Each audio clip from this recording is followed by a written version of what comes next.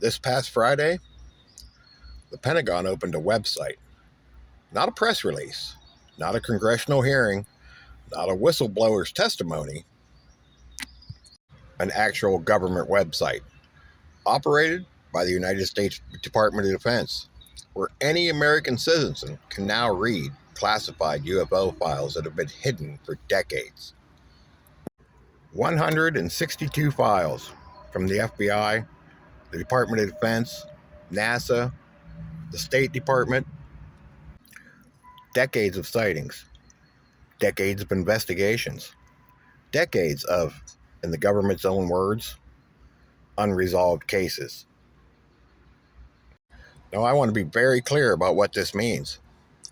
The United States government, after decades of investigations, can't explain what these things are.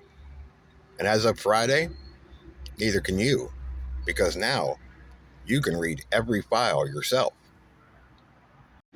In this video, I'm going to tell you exactly what's in those files, what the government is and isn't saying, and what it means for your family's preparedness. Welcome to Ohio Valley Prepping. Every major news channel in the country is covering this story right now, but nobody, not one outlet, is asking the preparedness question. And that's what this channel is for. If you haven't subscribed, do it now, because this story is developing and we'll be here every week as it does. So let's get into what's actually in these files. 162 files were released Friday, dating from the 1940s all the way through December of 2025. 108 of those 162 files contain redactions. The Pentagon says those redactions are to protect witness identities and sensitive military facility locations, not the UAP information itself. The file on this particular video describes federal agents witnessing an orb they describe as, and I'm reading directly from the release document, similar to the Eye of Sauron from The Lord of the Rings, except without the pupil. That object then released, in the FBI's own words, smaller red orbs in groups of 2 to 4. Witnessed by multiple teams, in multiple locations, from multiple vantage points, over 2 days.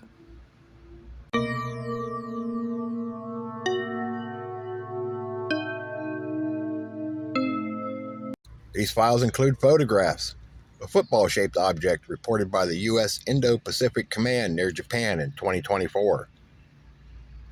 An infrared image released jointly by the FBI and the DoD of an unidentified object over the western United States in December of 2025, just 5 months ago. The files also include archived imagery from the Apollo 17 mission, in which the Department of Defense says, and I'm quoting directly, "Unidentified phenomenon are visible from the moon in 1972.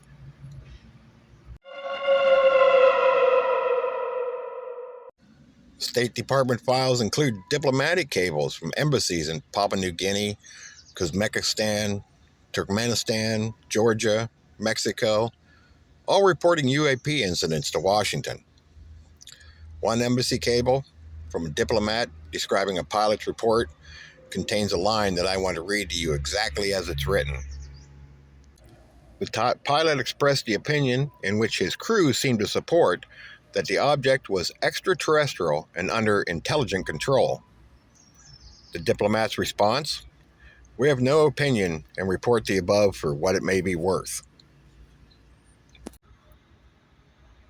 This cable has been sitting in a classified file for decades. You can read it yourself tonight at war.gov/UFO.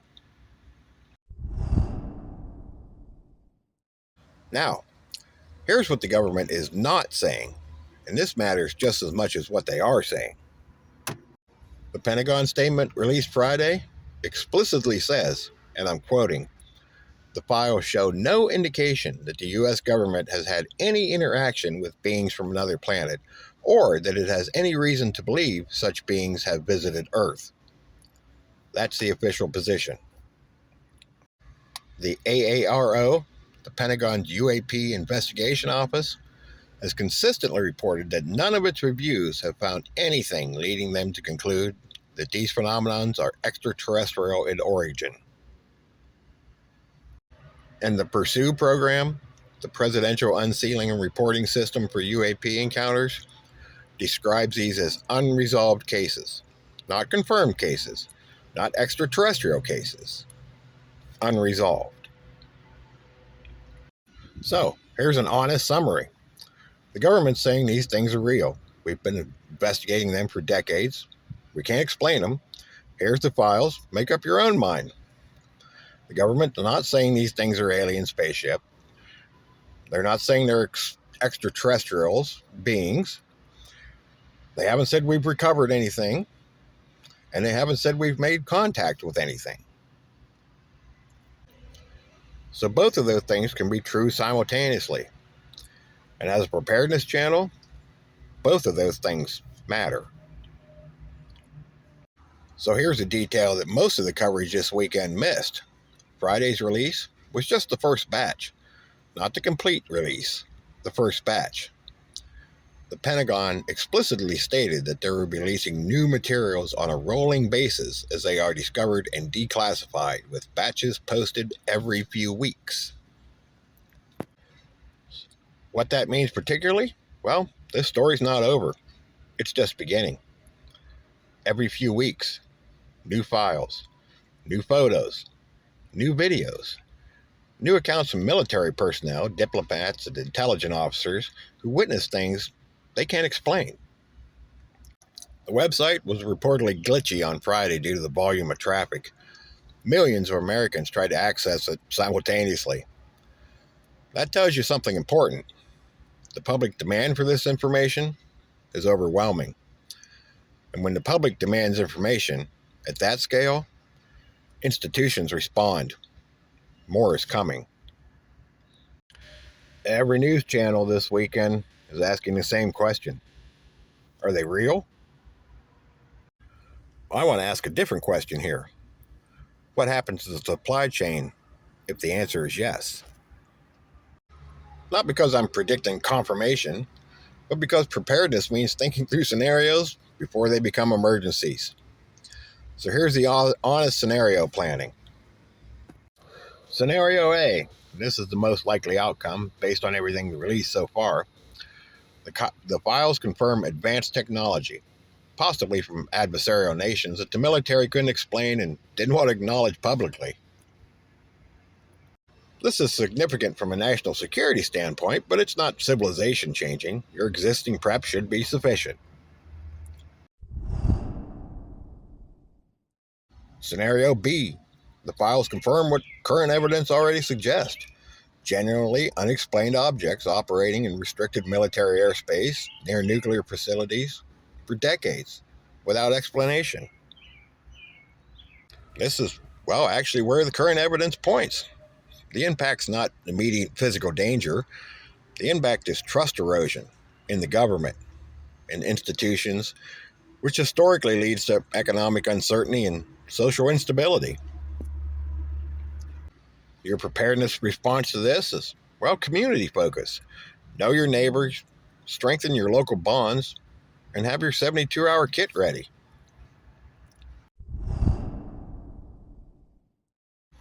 Scenario C, this is the least likely one, but subsequent information dumps contain what whistleblowers like David Gersh have already alleged.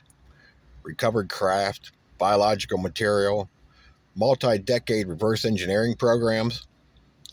If this is what comes in future releases, the 72 hours that follow will look exactly like every other major unexpected national event that this channel's covered. Fuel shortages, grocery runs, ATM overloads, supply chain disruptions. The trigger might be different, but the cascade is identical, which means every prep you've already made watching this channel is the right prep for this scenario as well.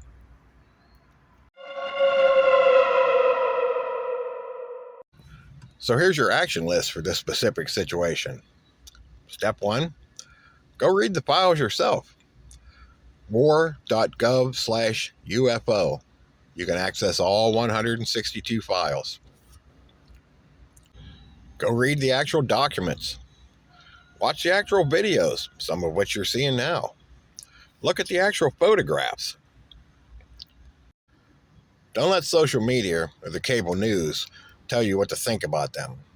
The government put these files in your hands for a reason. Use them. Step 2, stay calm and stay informed. The files released Friday don't confirm extraterrestrial contact. More files are coming. My suggestion, watch this channel. Read the primary sources and think critically.